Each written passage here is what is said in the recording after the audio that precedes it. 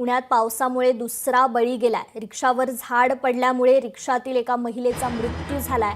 2 दिवसांपूर्वी एका अंगावर झाड पडून एका व्यक्तीचा मृत्यू झाला होता आणि आता पुन्हा रिक्षावर झाड पडल्याने त्या रिक्षातील एका महिलेचा मृत्यू झालेला आहे। पुण्यात पावसामुळे हा दुसरा बळी गेल्याचं समजतंय।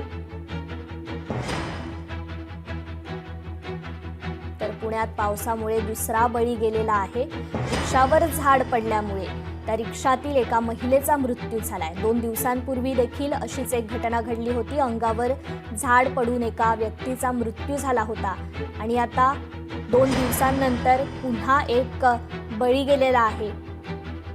रिक्षावर झाड पडल्यामुळे हा बळी गेल्याचं समजतंय।